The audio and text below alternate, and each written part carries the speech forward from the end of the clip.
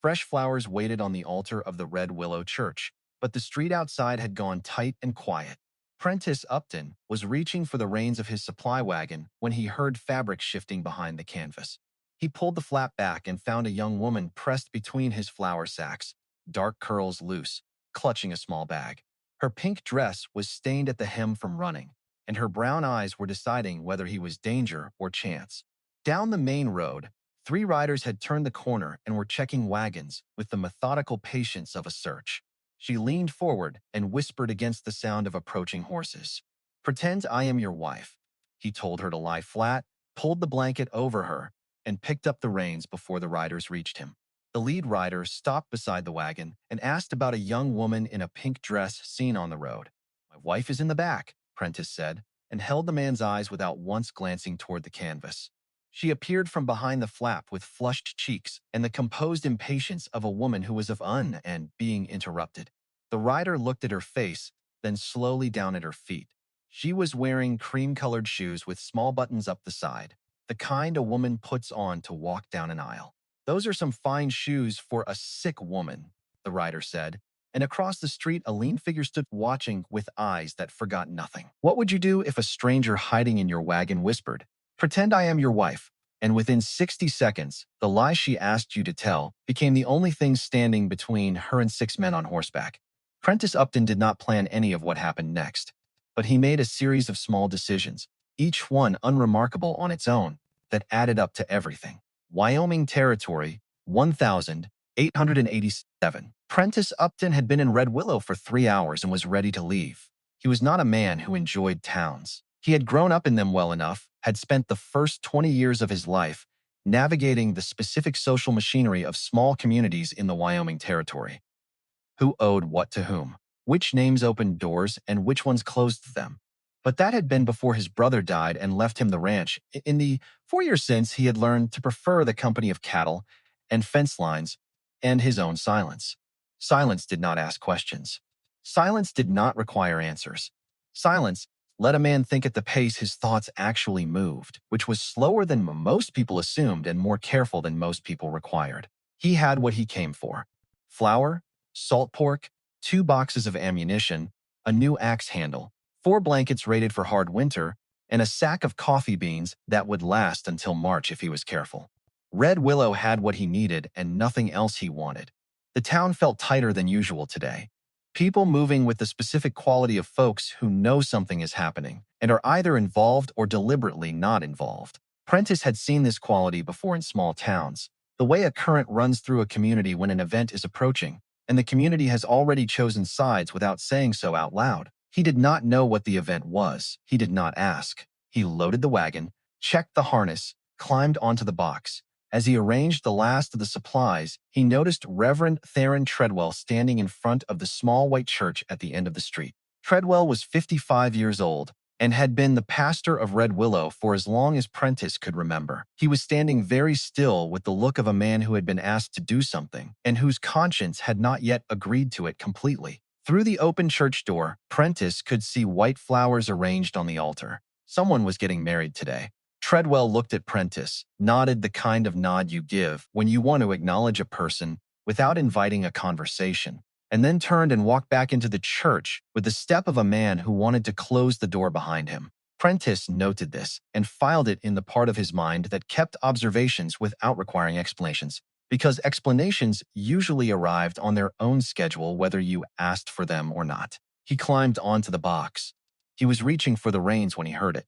A sound from the covered section behind him. Fabric shifting. Someone adjusting their position against the wooden side. He got down. He walked to the back of the wagon. He pulled the canvas flap. A young woman was sitting between the flour sacks and the blankets with her knees drawn up, and a small bag clutched in both hands, and an expression on her face that was trying to be composed and was not entirely succeeding. She was 22 years old, or near enough. Dark curling hair coming loose from its pins. Brown eyes that were doing the specific calculation of someone who has just been caught and is deciding in real time whether the person who caught them is a danger or a chance. Her dress was pink and simple and had a small stain at the hem that was still damp. She had been running recently. Not the casual running of someone late for an appointment, but the focused running of someone who has decided that what is behind them is worse than whatever is ahead. He looked at her for a moment. She looked at him. Neither of them spoke. It's outside somewhere down the main street of Red Willow. He could hear the sound of horses moving at the particular pace of men who are searching for something. The sound was getting closer. She leaned forward slightly and whispered, "Pretend I am your wife, until we are out of town." Prentiss Upton looked at this woman he had never seen before, hiding in his wagon between his flour and his blankets, with the sound of approaching horses getting louder, and a small bag in her hands, and the specific desperation of someone who has run out of options and has landed on a stranger's wagon as the last remaining one. He did not know her name. He did not know what she was running from. He knew the sound of horses moving like men looking for something, and he knew what it meant when someone was hiding. And he knew that there are moments when a decision has to be made before all the information is in, and the decision you make in that moment tells you more about yourself than any decision you make when you have the luxury of time. "Get down," he said. "Lie flat." She did it without a word, not a second of hesitation, not a question, not a negotiation. She lay flat and pulled the blanket over herself and disappeared between the flour sacks with the practiced efficiency of someone who has learned that survival is not about pride. It is about speed. He closed the canvas. He walked back to the front of the wagon. He picked up the reins, 3 of them. They came from the north end of the street at the pace of men who were being thorough rather than urgent, checking wagons, looking in doorways, the systematic search of people who have done this before and are not concerned about the outcome because they have the kind of employer whose name makes outcomes manageable. Prentiss knew who they rode, for before they reached him, everyone in the county knew Judson Ogilvie and his men. They had a specific quality, not individually remarkable, but collectively, the quality of men who understood that their authority derived entirely from someone else's money, and who had accepted this arrangement because the money was sufficient. The lead rider pulled up beside the wagon. "Morning," the man said. "Morning," Prentiss said. "You come in from the east road south. Upton Ranch, 12 miles. The rider looked at the wagon, at the loaded supplies visible through the open front, at Prentiss on the box with his hands on the reins, and his face carrying the steady expression of a man who has nothing to hide because he has already decided what the truth is going to be. "You see a young woman on your way in, dark hair, pink dress."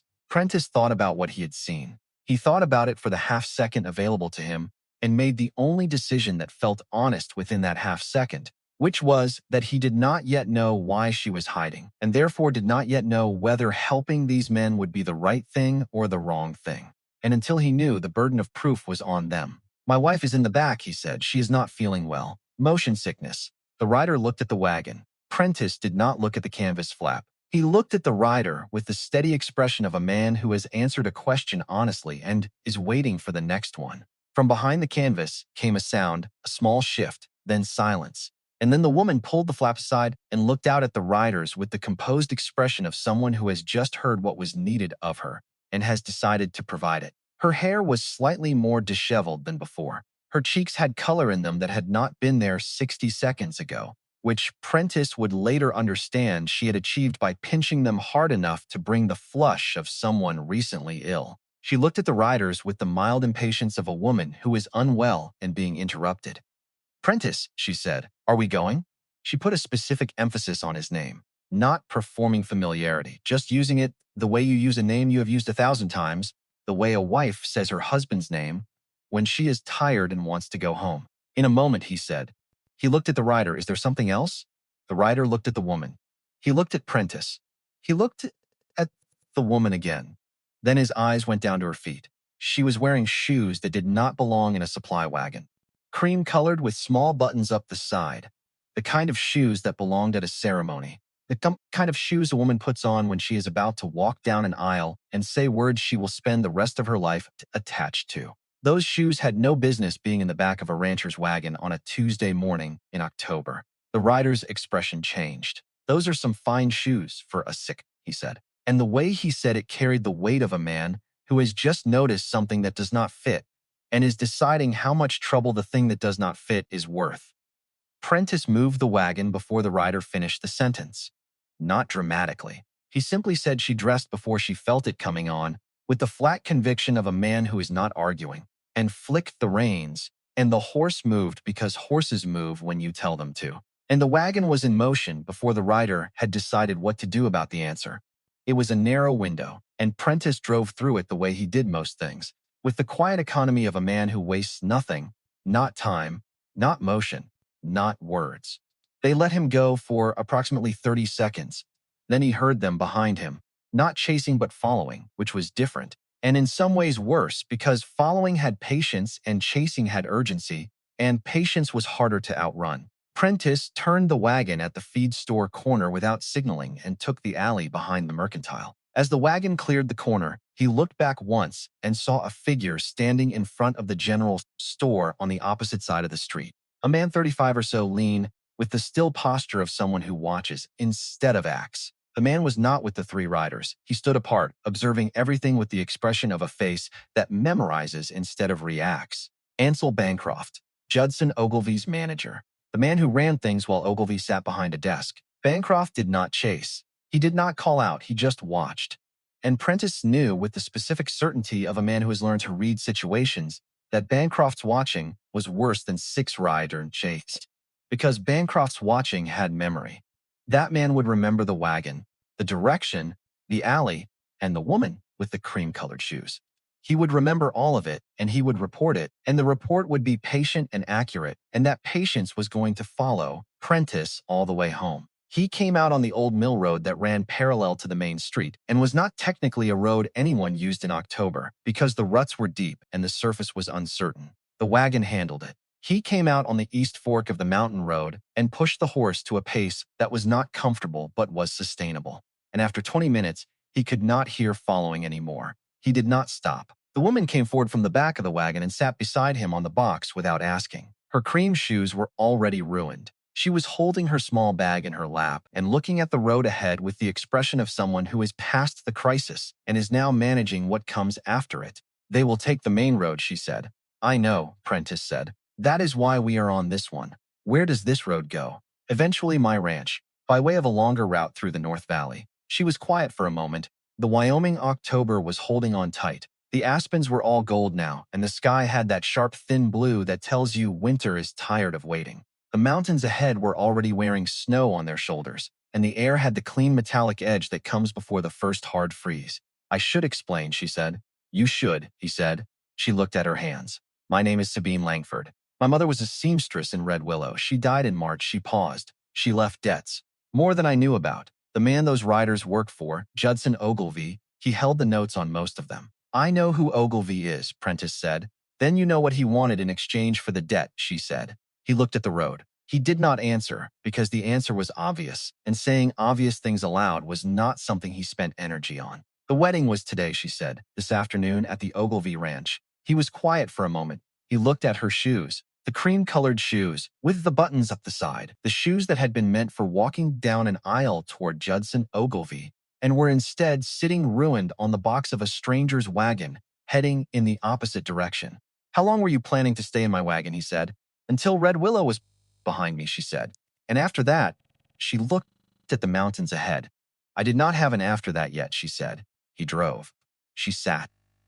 The wagon moved through the Wyoming afternoon, and neither of them said anything for a while, which was not uncomfortable, which surprised them both. Silence between strangers is usually filled with the pressure of things unsaid. This silence had a different quality. It was the silence of two people who were both comfortable with not talking and who recognized that quality in each other without needing to confirm it. She told him the rest during the first hour on the mountain road, not all at once. In the way things come out when you are moving through a landscape that has no audience, and the person beside you is not filling the silence with questions. Ogilvie had been in her mother's life before her mother died. He had provided credit at a time when the seamstress business was slow and the winter had been hard. The credit had seemed reasonable. The rates he had quoted were the rates her mother had reported to Sabine, which were the rates of a man doing a favor.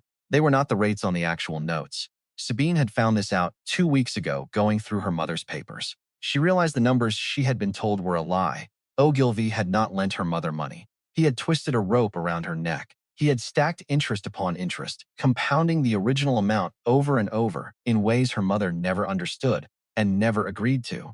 until a small debt that should have been paid off in a single year had become a mountain of paper no seamstress could ever climb over. He had engineered it, so the only way out was to give him exactly what he wanted. He engineered it, she said. Yes, Prentiss said. You are not surprised. Men with Ogilvie's money and Ogilvie's patience do not usually end up holding a seamstress's debt by accident, he said.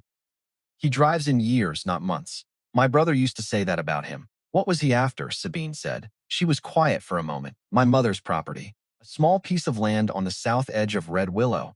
My grandfather left it to her. There is a creek running through it. Ogilvie owns everything on both sides of that creek except her piece. Without it, he cannot get water rights to the new section he has been building. Prentiss drove. He thought about water and land and a seamstress, who had been offered credit at reasonable rates by the most powerful man in the county, and had not known until it was too late what the credit was actually for. He thought about a young woman in a pink dress with ruined cream shoes sitting on the box of a stranger's wagon because the wedding that was supposed to solve everything had been engineered by the same man it was supposed to save her from. The property, he said. Is it yours now? It should be, she said. My mother's will leaves it to me. But Ogilvie says the debt transfers with the estate and that the property is the only asset sufficient to cover it. She looked at her hands. I do not know enough about law to know if that is true. It is not entirely true, he said. She looked at him. My brother was a lawyer before he came out here, he said. He used to talk about debt transfer law. The notes would have to specify the property as collateral at the time they were written. If they do not, Ogilvie has no legal claim to the land itself, only to the monetary value of the estate. I do not have the notes, she said. I saw them, but I did not take them. I did not know I would need to. He nodded slowly. Out here, he said, the law is mostly whatever the man with the most money says it is. That is how Ogilvie has built his whole life. He thinks in years, not months. But my brother used to say that if you can get a thing in front of a federal marshal, Washington's paper still carries weight, even against a cattle baron. She looked at him like that mattered more than he realized. He drove. She was quiet. And her quiet had a different shape now, the shape of a woman who had been carrying something very heavy and had just felt the first slight shift in the weight. Not a lifting of it, but the suggestion that lifting might be possible.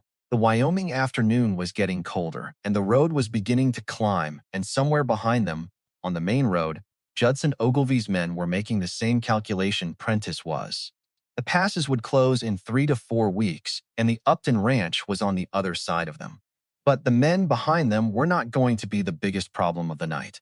Up in the mountains, something a great deal less patient than Judson Ogilvie was already coming down. It came that evening as storms in the Wyoming mountains come, without the warning that would have been useful, with the specific authority of weather that has decided. Prentiss saw it building in the north, a wall of dark cloud, moving with the speed of something that has no interest in negotiation, and pushed the horse harder and did not make it to the ranch. He made it to an old line cabin he had used during summer grazing.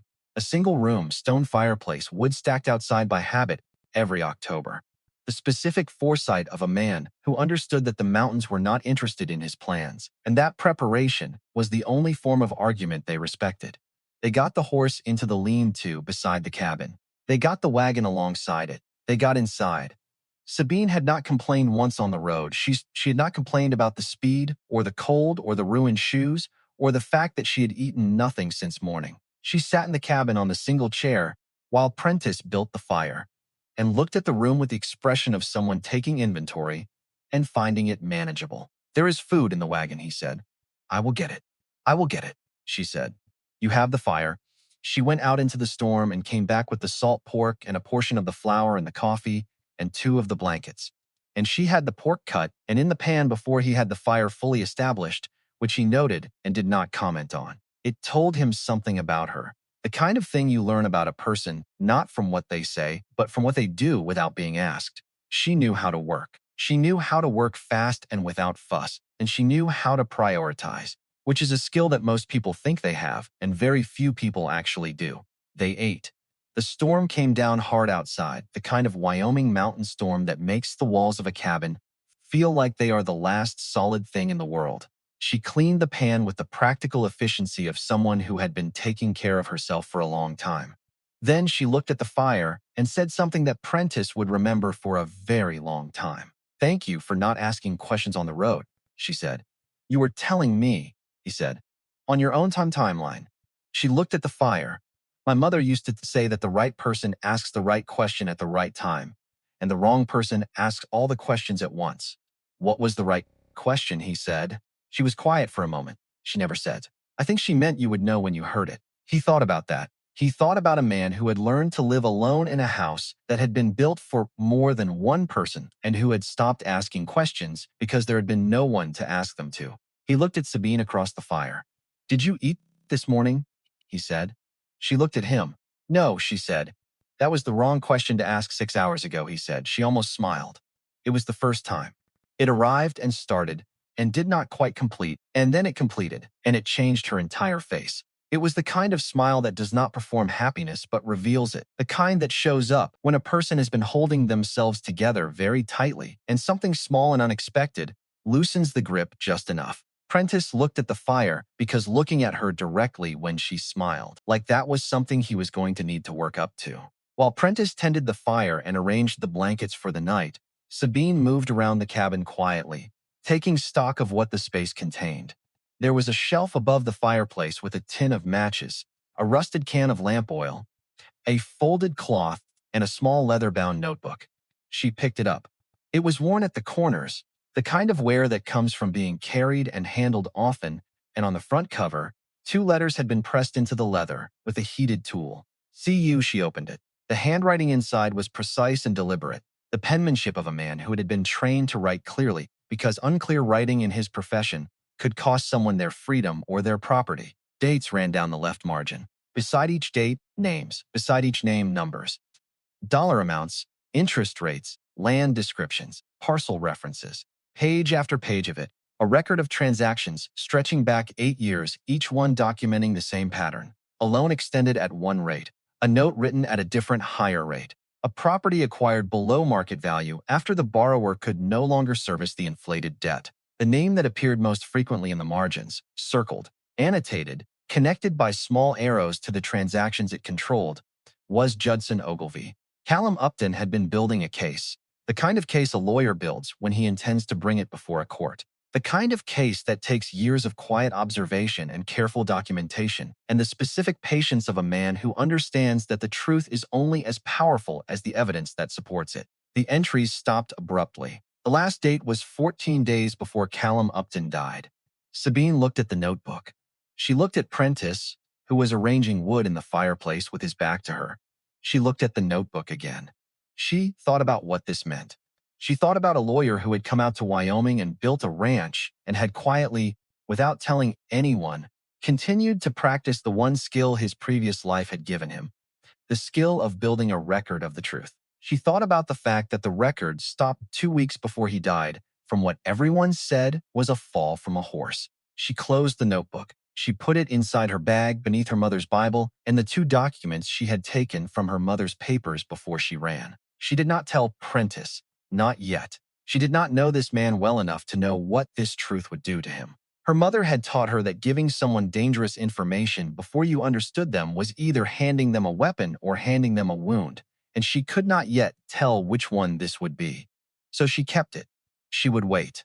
She would watch him the way she had been watching people her entire life, with the careful attention of a woman who had learned that understanding comes before trust, and trust comes before truth, and the order matters. The storm cleared by morning. They reached the ranch by noon. And when the pass closed on the 2nd of November, Sabine Langford was at the Upton Ranch for the winter, with a dead man's notebook hidden in her bag and 2 documents from her mother's papers folded against her skin, and 5 months ahead of her with the only man who had ever told a lie for her and never once asked for anything in return. The pass closed, and the truth about Callum Upton sat between them in that house, like a letter that had not been opened yet. If you have ever fixed something in someone's house, not because they asked, but because you noticed it was broken, and you cared enough to find the tools and do it quietly, then you already understand what happened that winter at the Upton Ranch. Sabine did not say anything when she first saw it. She got down from the wagon and stood in the yard and looked at the house.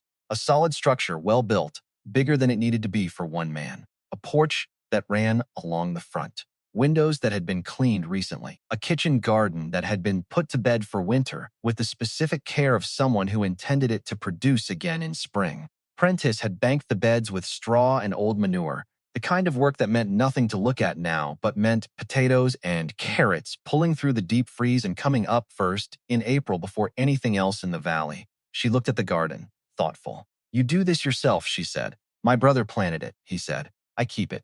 She looked at the house. She looked at him. I am sorry about your brother, she said. 4 years ago, he said. It was not the answer to what she had said, but it was the answer to something, and she received it as such, without asking for clarification. He showed her the house.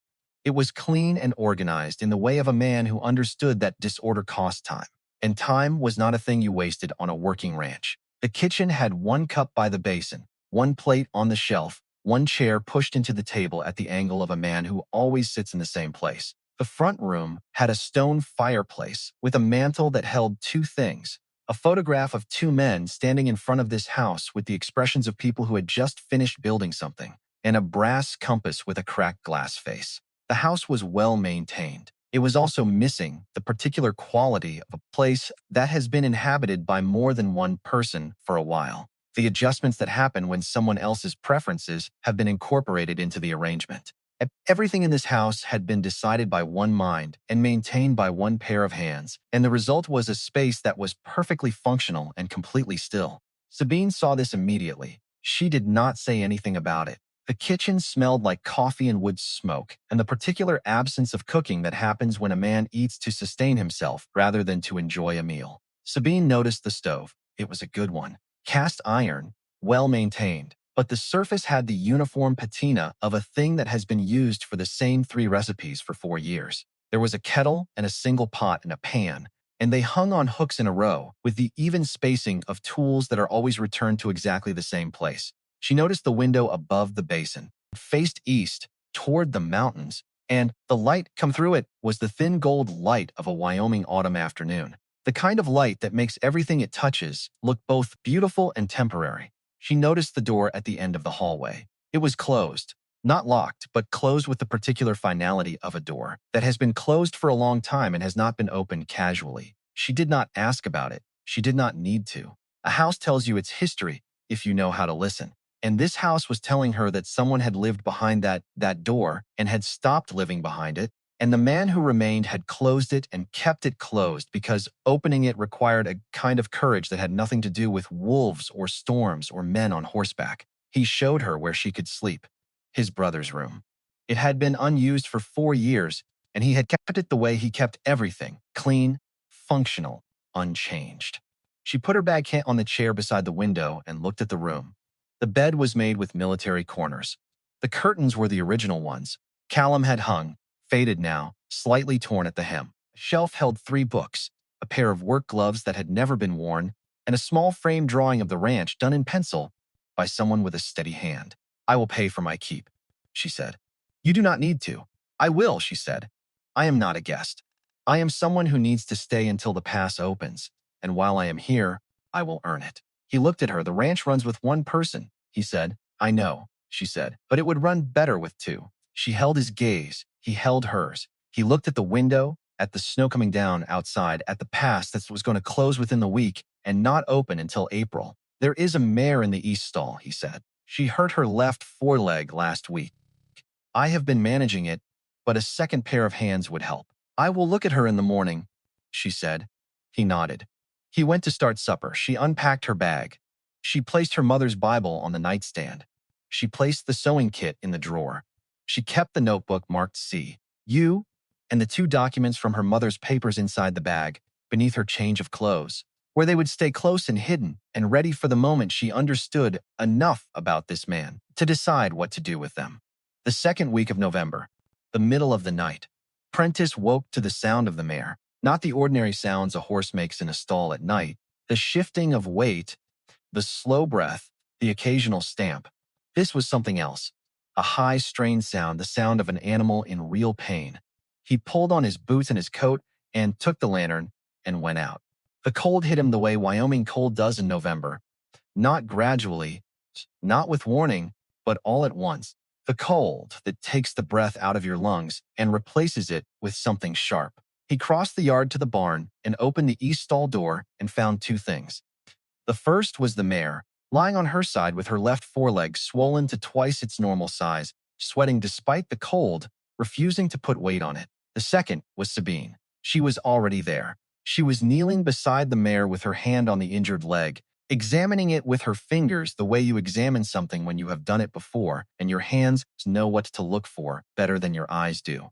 She was wearing her coat over her nightclothes, and her hair was loose and her face had the focused expression of someone who has identified a problem and is already 3 steps into solving it. My grandfather had a mare like this, she said without looking up. The swelling needs cold. Do you have a creek nearby that has not frozen over? There is a section below the south ridge where the current keeps it open, he said. We need water, as cold as we can get it, and cloths, and we need to keep changing them every hour. He did not ask her where she learned this. He did not question her competence. He went and got the water. He broke the ice at the edge where the creek had started to freeze and filled 2 buckets with water, so cold it burned his hands through his gloves. He carried them back. She had the cloths ready, torn from an old blanket she had found on a shelf in the tack room. She soaked the first cloth and wrapped it around the mare's foreleg with the firm, confident touch of someone who had grown up around animals. Not the hesitant approach of someone unfamiliar, but the direct approach of someone who understood that animals respond to certainty, and that your hands have to tell them you know what you are doing, even when you are not entirely sure that you do. They worked through the night. Prentiss brought fresh water every hour. Sabine changed the wraps. She talked to the mare in a low, steady voice that was not words exactly, but the kind of sound that communicates calms the way language cannot.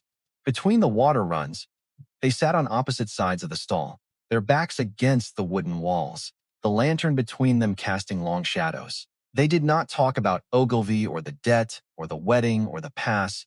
They talked about the mare. They talked about what the swelling meant and what the treatment should be and when they should expect improvement. And in between those conversations, they were quiet in the way that 2 people are quiet when they are doing hard work together in the middle of the night, and the work itself is the conversation.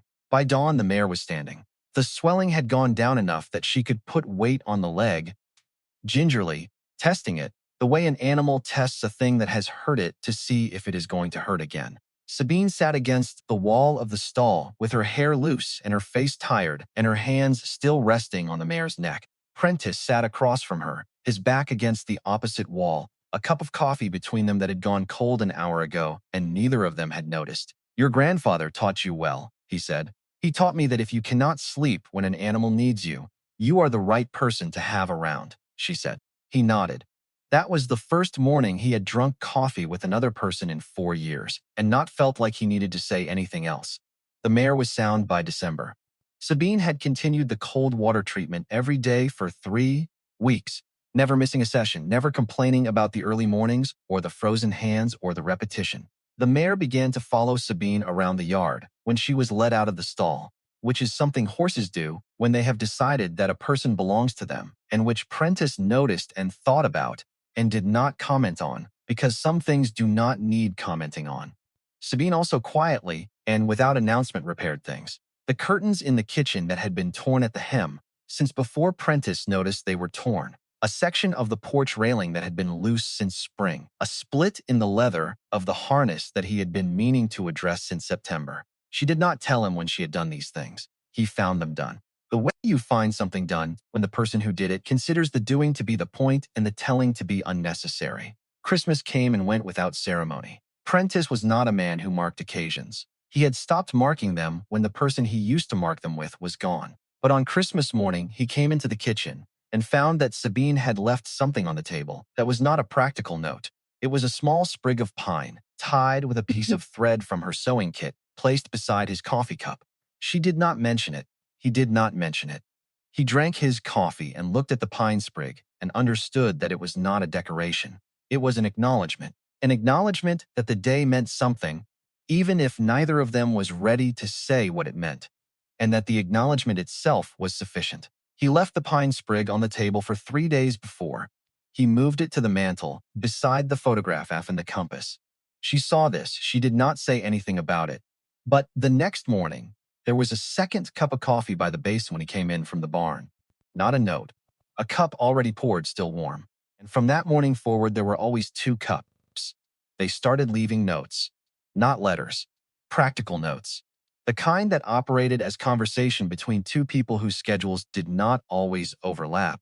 Because a working ranch in winter means that one person is in the barn while the other is in the north pasture, and the kitchen table becomes the place where the things that need saying get said. The wood on the north side needs another cord before February. The Mare is holding. There is salt pork left if you want it for supper. She answered them the same way. The curtains in your brother's room needed it too. I started them. Found a loose on the east wall of the barn. I mortared it, used the kit on the shelf. She was right that the ranch ran better with two, not because she worked harder than him, or because she changed how he did things, but because having someone else present changed the quality of the work itself. I gave it a different weight, the weight of something being built rather than merely maintained. The middle of December, a night with no moon. Prentiss woke to the sound he had been expecting since the first snow, the sound that every rancher in the Wyoming Territory knows the way a sailor knows the sound of water where water should not be. Wolves. Not the distant howling that is beautiful and harmless, but the close, guttural growl that means they are already at the fence, and they are hungry, and they have decided that your cattle are worth the risk. He grabbed the rifle from above the door and went out into the dark. The yard was white and still, and the only light was the stars, which in Wyoming in December are so numerous and so bright that they cast shadows. He moved toward the north pasture, where the cattle were penned. He did not get 10 steps before he saw her. Sabine was standing on the porch. She was holding the revolver that had belonged to Callum. She had found it on the shelf in his room. She had cleaned it. She had loaded it. And she had not said a word about any of this. She was holding it the way a person holds a gun when they have been taught how, and the teaching has stayed in their hands. Stay inside, he said. No, she said. He looked at her. She looked at him. And in that look, something happened that neither of them had names for yet. He wanted to protect her. That was the instinct, the old one, the one that lives in the bones of a man who has been raised to believe that keeping someone safe means keeping them behind you, and she refused to be kept behind anyone. That was her instinct, equally old, equally bone deep, the instinct of a woman who had watched her mother be kept behind a man's promises, and his patience, and his carefully constructed debt, and who had decided that she would stand beside someone, or she would stand alone, but she would never stand behind. They looked at each other across the porch in the starlight and the cold, and Prentiss understood something he had not understood before. She was not someone he needed to shield. She was someone he needed next to him. Stay on my left, he said. She nodded. They went to the north pasture together. Two wolves at the fence line, testing the rails, working out the angles. Sabine fired a warning shot that cracked the night open and sent the wolves running with the startled speed of animals that had not expected resistance from two directions. The cattle settled. The fence held. The night came back together around them, cold and still and ringing with the echo of the shot. On the walk back to the house, Sabine stopped. She looked down at the snow. Prentiss stopped beside her. He followed her gaze. Hoofprints. One horse, shod with iron, coming from the east. The tracks went to the barn, circled the cattle pen, went to the back of the house, and then went out again.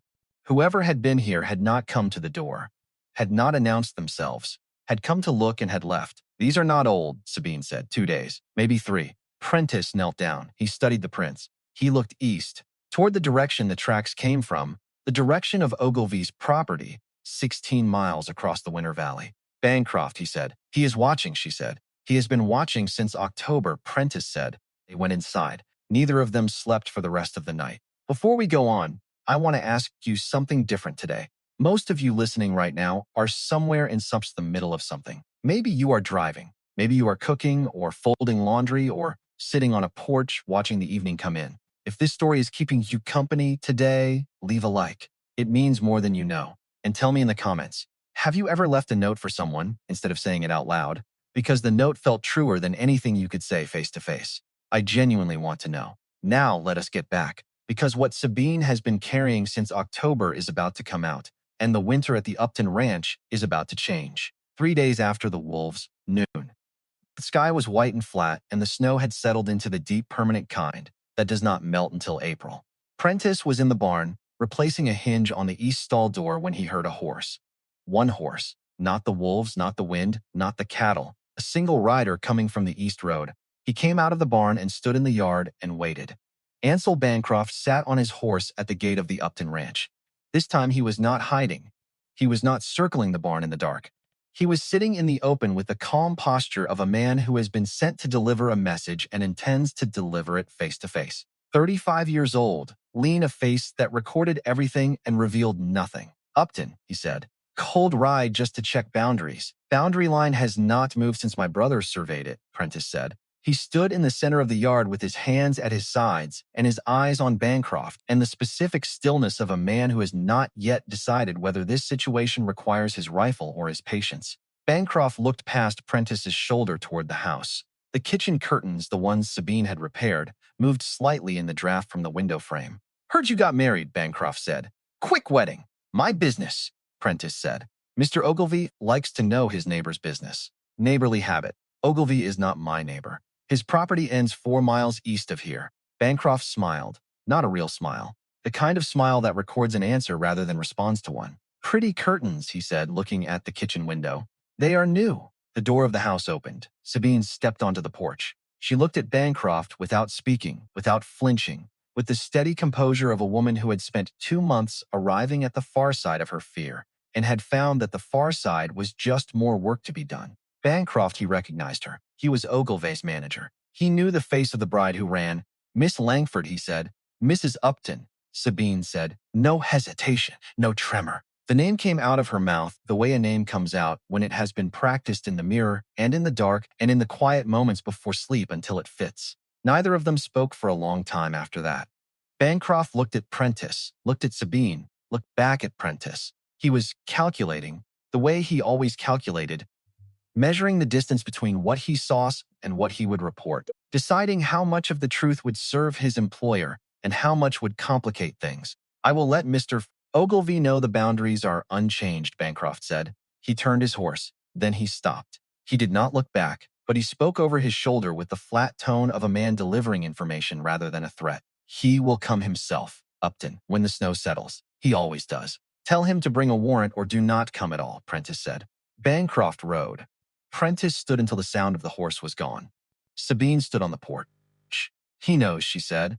He has always known, Prentiss said. Bancroft saw us leave town. They went inside. The fire was low. Prentiss put another log on.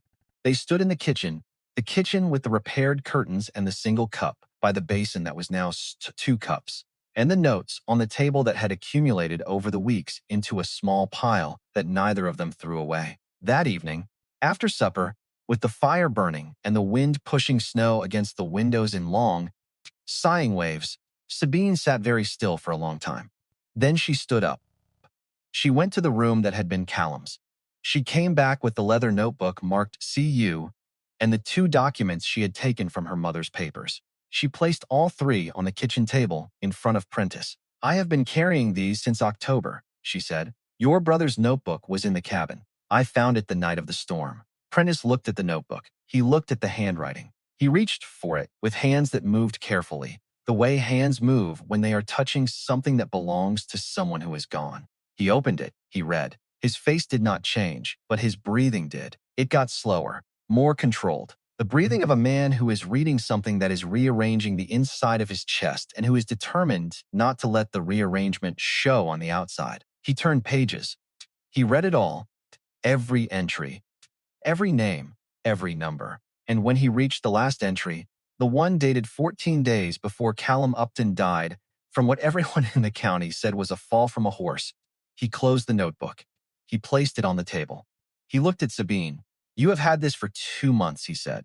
Yes, she said. Why did you not tell me? Because I did not know if the truth about your brother would make you help me or make you ride to Red Willow and get yourself killed. The silence that followed was the heaviest silence that had existed in that house in 4 years. Heavier than the silence of one man eating alone. Heavier than the silence of a winter night with no one to talk to. This was the silence of something breaking and something forming at the same time. My brother died falling from a horse, Prentiss said. That is what they told me. The notes stopped 2 weeks before that, Sabine said. I know what you are suggesting. I am not suggesting, she said. I am showing you what he wrote. Prentiss stood up. He walked to the door. He opened it. He walked out into the December night, into cold that would have been dangerous if he had stayed out long enough to feel it. But he did not stay out long enough to feel it. because what he was feeling inside was worse than anything the cold could do. He stood in the yard for 15 minutes. Sabine's did not follow him. She understood that there is a kind of pain that needs space, not presence. She sat at the table with Callum's notebook and her mother's documents in the fire, and she waited. Not patiently, because patience implies calm, and she was not calm. She waited with the active, careful attention of a woman who has just detonated something and is watching to see what shape the aftermath takes. He came back in. He sat down. He looked at the two documents. "What are these?" he said. "A letter from Ogilvie to a creditor in Cheyenne, dated 3 years back. It tells the creditor what rates to write down and what rates to actually collect, and a receipt that does not match the rates my mother was told. These could end him. Only if they get to someone Ogilvie cannot buy," she said. "That is why I gave copies to Ottilie Beckett before the wedding." "You had a plan," he said. "I had half a plan, the half that involved getting out alive. The other half, what to do with the evidence, I did not figure out until I spent a winter with a man whose brother was building the same case." He looked at her. Anger and respect lived on his face at the same time, occupying the same space without canceling each other out. Anger because she had kept this for 2 months while they shared a house and a table, and notes about salt pork and fence posts.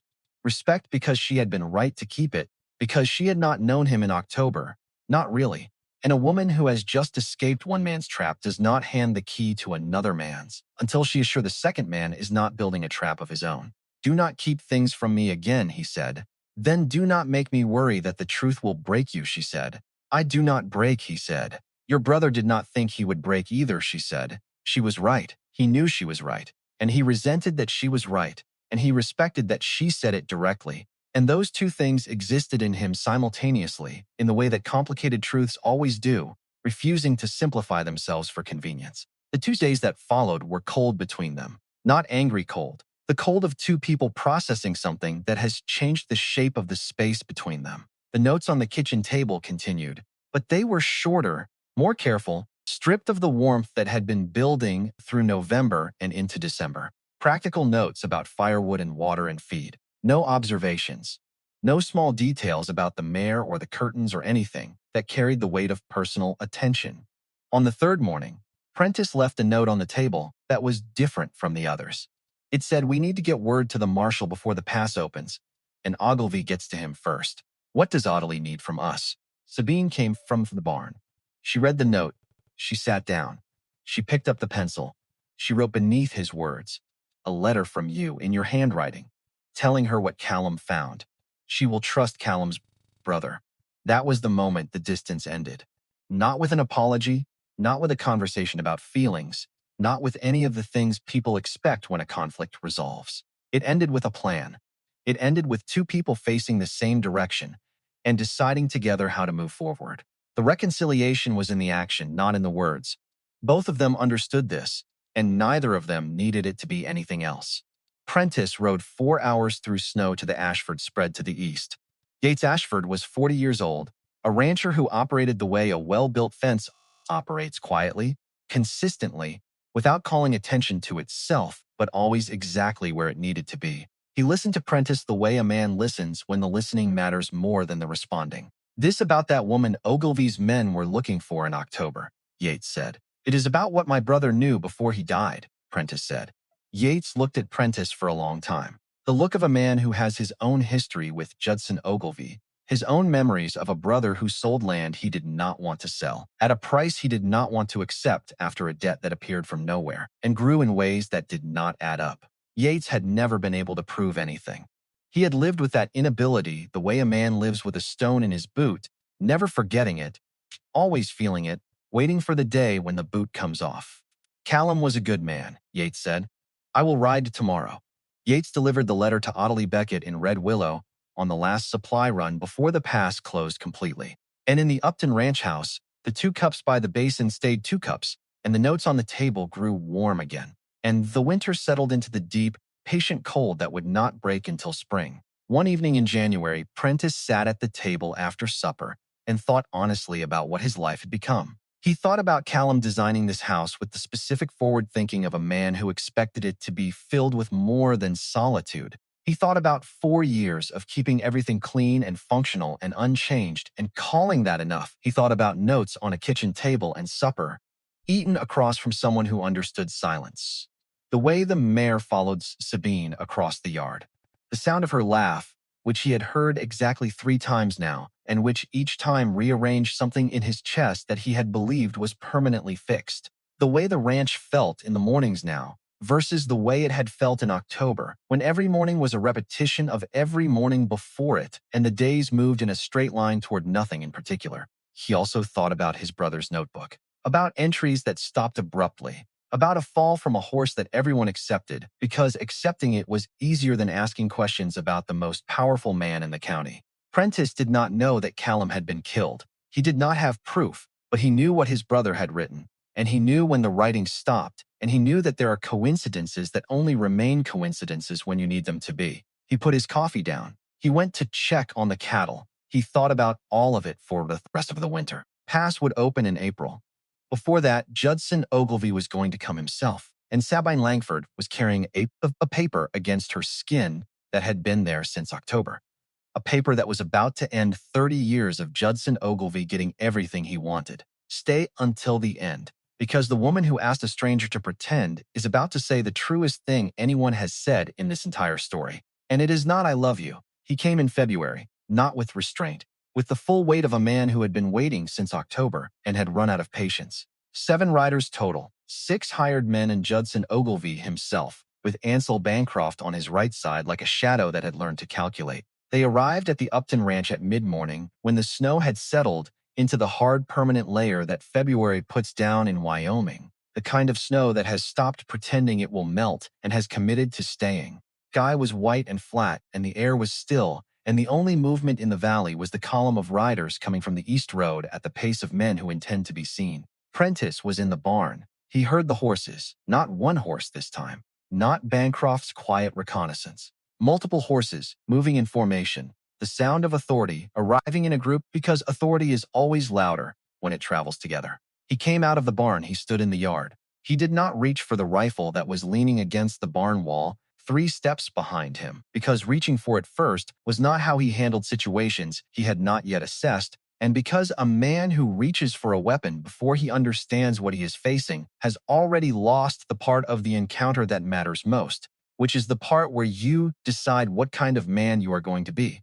Judson Ogilvie sat on a gray horse at the front of the column. He was 60 years old and had the look of a man whose physical presence had once been considerable and whose authority had long since become sufficient that the physical presence was no longer needed. His coat was expensive. His gloves were new. His hat was the hat of a man who buys quality, because quality is what men of quality wear, and the circularity of that logic had never occurred to him because no one in his life had ever suggested it should. He looked at Prentiss with the specific expression of someone who considers himself the most important element of any situation he enters, and who has been proven right about that assumption often enough that he has stopped considering the possibility that it might be wrong. "Upton," he said. "Ogilvie," Prentiss said, "I believe you have something that belongs to me." The door of the house opened.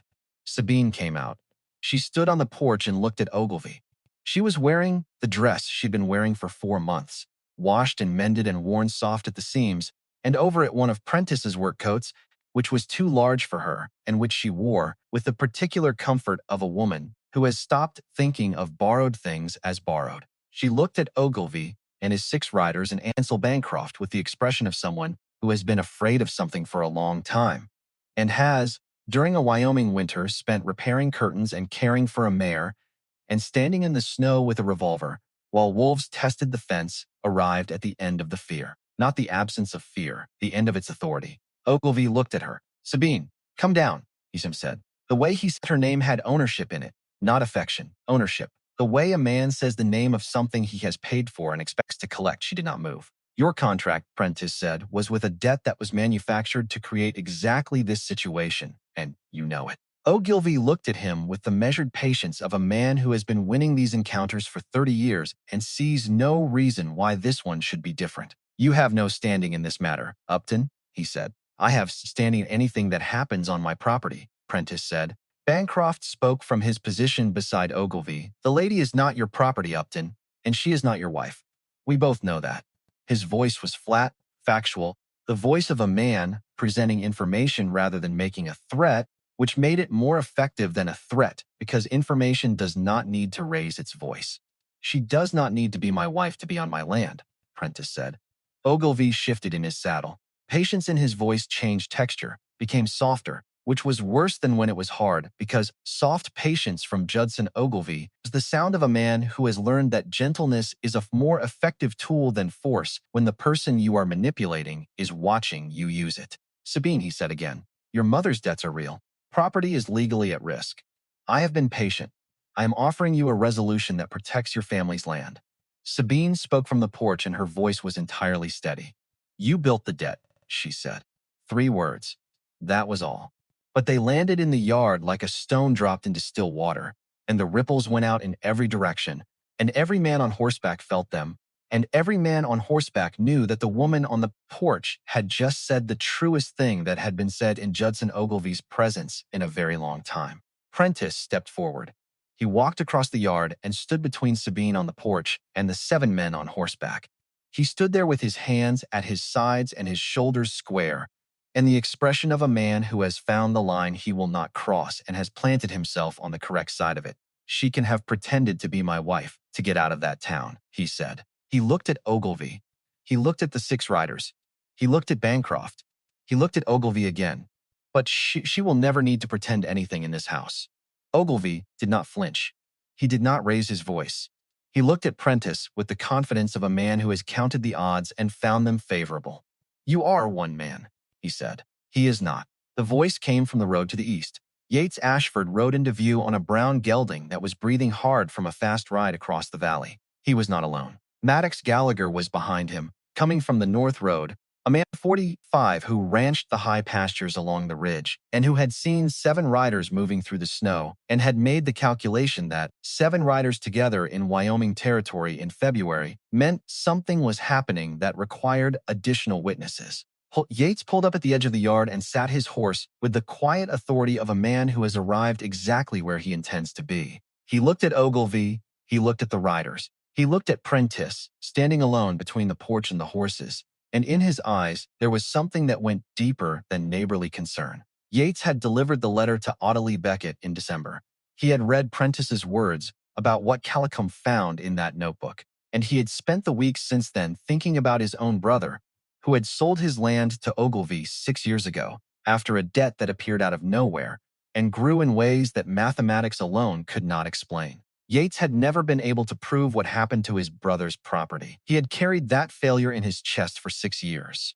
And now he was sitting on his horse at the edge of the Upton ranch yard, and the proof was standing on the porch in a borrowed coat. Ogilvie looked at the 2 riders who had appeared on the road. He looked at his own men, who had the expression of men recalculating whether their employment was worth the specific situation developing in front of them. He looked at Sabine on the porch.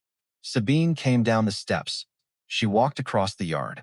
She walked past Prentiss, who turned to watch her, but did not stop her, because he understood in that moment that this was her fight as much as his, and that standing between her and the thing she needed to face was not protection, it was prevention, and those are not the same thing. She reached into the collar of her dress and drew out a folded paper that had been kept against her skin since October, worn soft at the creases from being carried and reread. She was 22 years old and had spent 4 months in a house with a man who left notes on the kitchen table and had not once asked her for something she was not ready to give. And she was done being afraid of Judson Ogilvie. You are right about one thing, Ogilvie, she said. Her voice shook a little, but her eyes were steady. I do not have the original notes. She held the paper up so it caught the light. But I have your letter to the creditor in Cheyenne, dated 3 years back, the one where you tell him what rates to write down and what rates to actually collect. Ogilvie went very still, the kind of still that has nothing to do with calm and everything to do with the sudden, involuntary cessation of movement that happens when the body registers a threat before the mind has finished processing it. And Ottilie Beckett has the copy, Sabine said, the one that is already on its way to the Territorial Marshal. Prentiss stepped forward. His voice was quiet, but it carried across the yard the way voices carry in cold air, without effort, without decay. And your brother's notebook, he said, the one Callum Upton kept for 2 years, every family you did this to, every piece of land, every rate you rigged. It stops 2 weeks before he died. Ogilvie looked at Prentiss, and for the first time since Prentiss had known of him, Since the first time he had heard the name Judson Ogilvie, spoken in the kind of hushed, careful way that small towns speak the names of men who own them, the expression on Ogilvie's face changed. Not fear. Recognition. The slow, cold recognition of a man who has just learned that the thing he thought was buried has been sitting on a shelf in a cabin in the mountains for 4 years, waiting. Bancroft looked at Ogilvie, looked at Prentiss, looked at the paper in Sabine's hand, looked at Yates Ashford on the road with the expression of a man who had come today as an employee and was rapidly recalculating the terms of his employment. Ansel Bancroft was many things. He was loyal to efficiency. He was loyal to outcomes. He was loyal to the paycheck that arrived on the first of every month from Judson Ogilvie's accounts. But he was not loyal to federal investigation. He was not loyal to a prison cell. And the calculation he was doing now, behind those eyes that memorized everything and revealed nothing, was the fastest calculation he had ever done. One of Ogilvie's riders shifted his horse to the side, putting distance between himself and the center of the situation. Another was looking at the road with the specific focus of a man who is planning his exit route. The formation that had ridden in as a solid wall of authority was developing cracks, and the cracks were widening with every second that Sabine stood in the yard with that paper in her hand and Judson Ogilvie said nothing. Bancroft spoke. His voice was flat, carrying no allegiance in either direction. Mr. Ogilvie, the math has changed. 5 words, and they ended 30 years of Ansel Bancroft, following Judson Ogilvie's orders without question. Not with drama, not with a speech, with an accounting term. Because Bancroft had always been an accountant at heart, a man who measured value and cost and return, and the return on this particular investment had just dropped below 0. This is not finished, Ogilvie said. Yes, it is, Prentiss said. Ogilvie looked at the yard one more time. He looked at his men, who were no longer his men in the way they had been 10 minutes ago. He looked at Yates and Maddox on the road. He looked at Prentiss, who had not moved, who stood in the yard of his brother's ranch with his brother's evidence behind him and his brother's truth in the air between them. He looked at Sabine, who was still holding the paper, whose hand had not trembled once, whose brown eyes were looking at him with the steady clarity of a woman who had run from him in October and had spent the winter learning that she did not need to run from anything ever again. He turned his horse, he rode. His men followed, not all at once, in the way of men choosing a direction and finding it was not the one they had been pointing. Bancroft went last. He looked back at Prentiss one time, a look that contained no hostility and no warmth. Only the acknowledgement of a man who recognizes that the game has changed and has accepted the new terms. Then he rode after his employer, and the column of riders moved away from the Upton Ranch and became smaller against the White Valley and eventually became nothing. The yard was quiet. The February was white and still around the ranch. The cattle were quiet in the north pasture. The mare was standing at the fence of the east paddock watching. Yates called over from the road. Everything all right, Upton? Yes, Prentiss said. Thank you. Yates nodded. He looked at Prentiss, and then at Sabine, and then back at Prentiss, and on his face was the expression of a man who has waited 6 years for something and has just seen it begin. He rode on. Maddox followed. Sabine stood beside Prentiss in the yard. The letter was still in her hand. She was shaking slightly. Not from cold.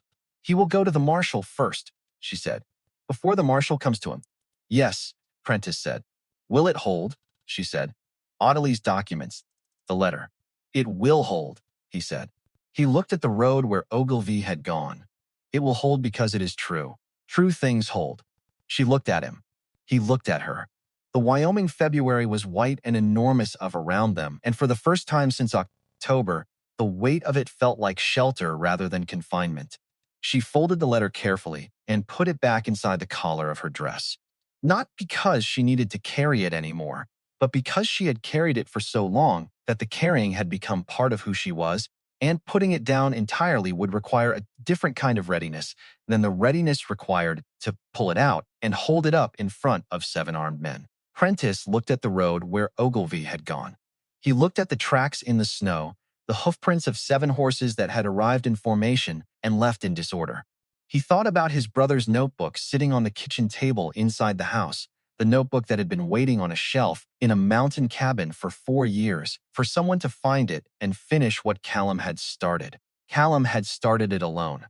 Prentiss was finishing it with someone standing beside him. He thought his brother would have approved of the difference. And then he went to check on the cattle because the cattle needed checking. and because there were things he was going to say, and he needed to say them correctly, and he was not ready yet. But he was almost ready.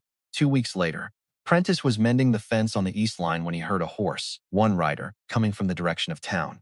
Not a rider he was expecting. Not Yates, not Bancroft, not one of Ogilvie's men. This rider moved slowly, almost reluctantly, with the posture of a man who is going somewhere he needs to go, rather than somewhere he wants to go. Reverend Theron Treadwell dismounted at the gate. He did not enter the yard. He stood at the gate with his hat in his hands and his eyes on the ground, and the bearing of a man who understands that entry is a thing that must be offered, not assumed. "Reverend," Prentiss said. "Mr. Upton," Treadwell said. They stood on opposite sides of the gate. Treadwell was 55 years old, and the lines on his face had deepened since October, as if the winter had aged him in ways that had nothing to do with weather. He looked like a man who has been carrying something and has finally decided that the carrying is more destructive than the setting down. "I came to tell Miss Langford," he said. He paused. "Mrs. Upton, that the Marshal's office contacted me. They want a statement about the wedding arrangements. About what I witnessed." "What did you witness?" Prentiss said. Treadwell looked at his hands. "Enough," he said. "I witnessed enough. I knew the rates were not what Mrs. Langford was told. I knew because Ogilvie told me, in confidence, as his pastor. He was proud of it." He paused again. "And your brother came to see me 6 weeks before he died and asked me if I knew what Ogilvie was doing to the families in this county, and I said nothing then, too." The silence between them was the kind of silence that occurs when a confession has been made and the person receiving it has not yet decided what to do with it. Prentiss looked at Treadwell and felt two things that refused to organize themselves into a single response. He felt something close to contempt for a man who had the information to stop what happened and chose comfort over truth. And he felt something close to recognition because he understood, in the way that honest men understand honest things about themselves, that silence is easier than speech when speech has consequences, and that Treadwell's failure was not the failure of a villain, but the failure of a man who was afraid. And fear is a thing that Prentiss had learned to recognize without despising, because he had seen it in the eyes of a woman hiding in his wagon in October and had chosen to respond to it with action rather than judgment.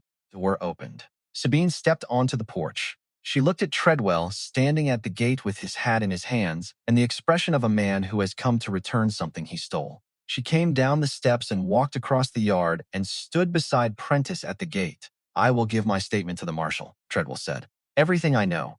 What Ogilvie told me. What he planned. What your mother was promised versus what she signed.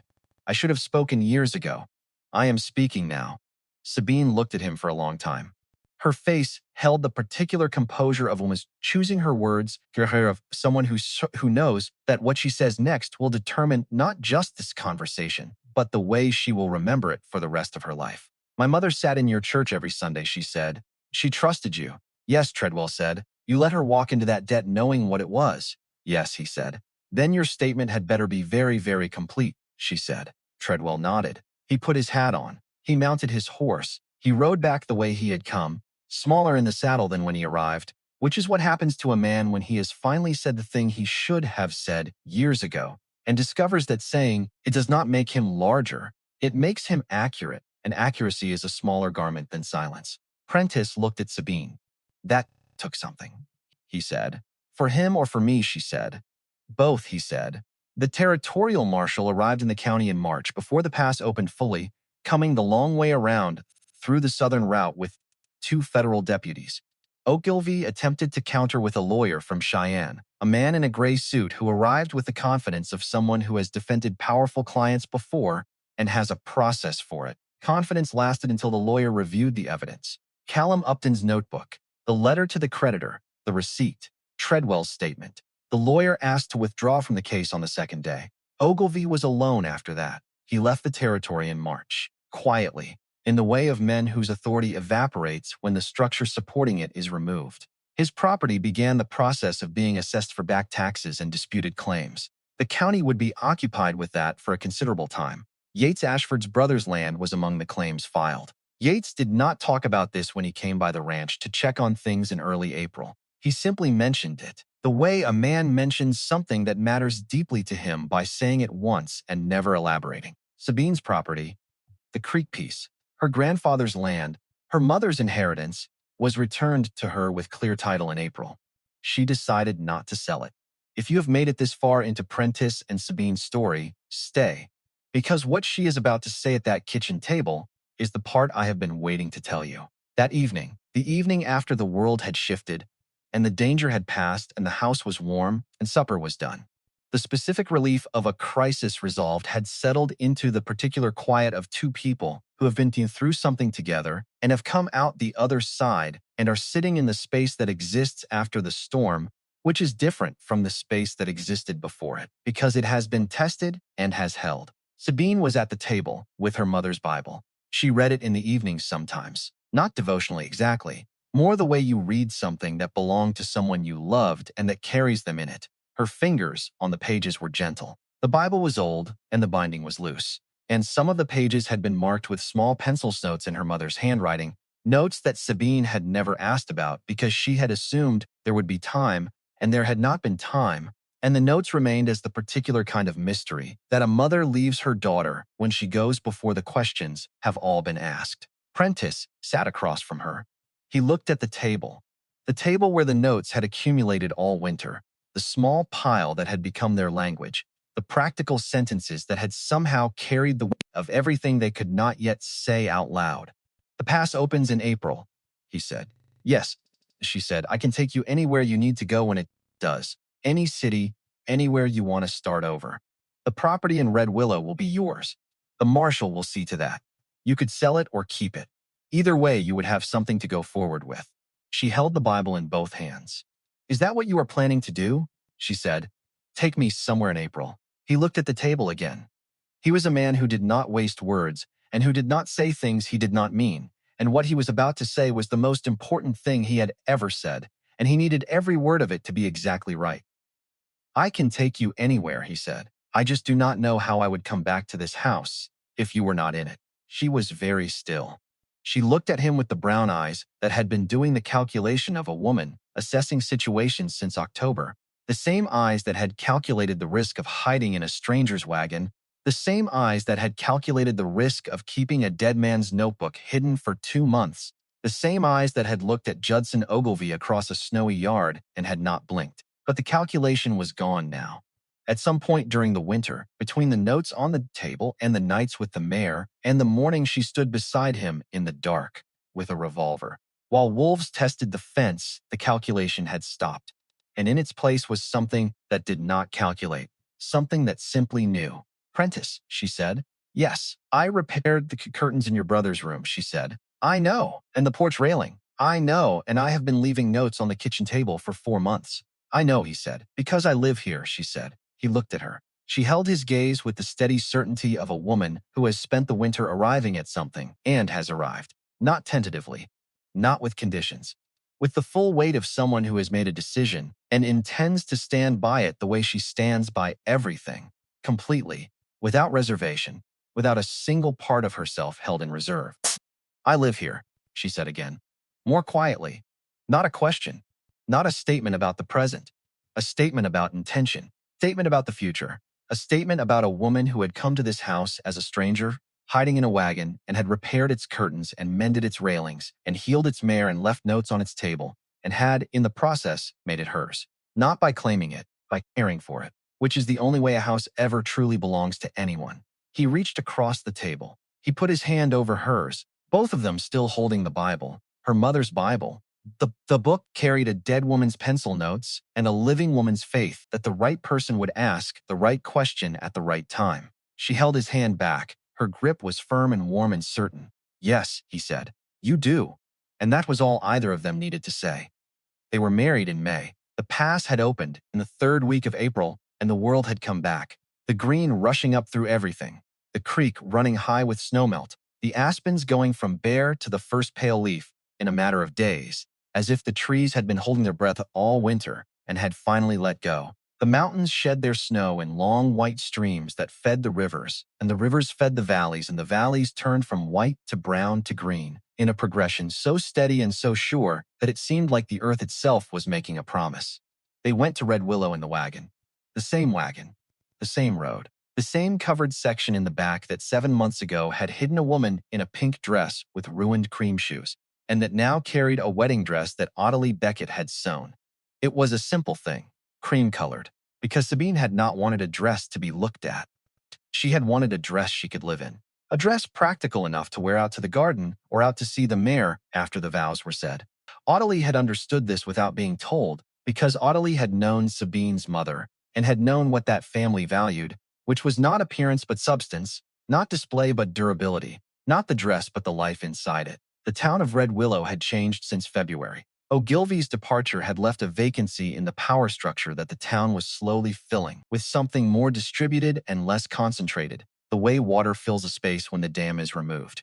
People stood straighter on the street. Conversations happened in the open that would have happened in whispers 6 months ago. The general store had extended credit to 3 families that Ogilvie had previously blacklisted. The feed store owner had planted flowers in the window box, which was a small thing that meant something large because a man does not plant flowers in a town he expects to suffer in. The small church was full. Ottilie Beckett sat in the front row with the expression of a woman who had kept a secret in a drawer for 6 months on the chance it would be needed and had been vindicated in the keeping.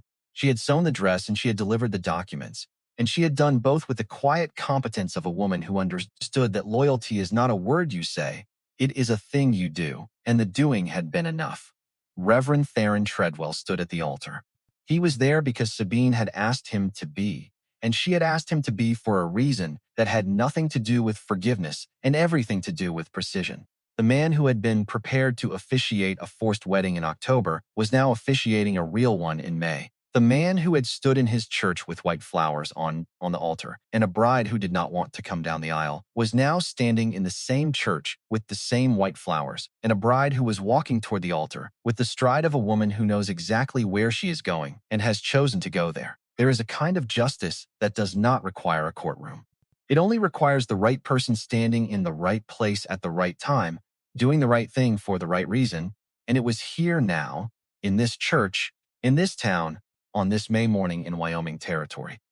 Sabine walked down the aisle of the Red Willow Church in the cream dress. She looked at the man at the altar who had found her in his wagon and had driven the wrong road through the mountains and had left notes on a kitchen table all winter and had stood between her and 7 riders and had said she would never need to pretend in his house. She thought about the whispered request in a covered wagon in October. She had asked him to pretend, not once, not the way he drove out of town, not the protection he had offered, not the notes on the table, not the hand over hers at the kitchen table in February. None of it had been pretending. Every piece of it had been real, from the first moment to this one, and the distance between those 2 moments was not 7 months. It was the distance between survival and a life, and she had crossed it, and she was here.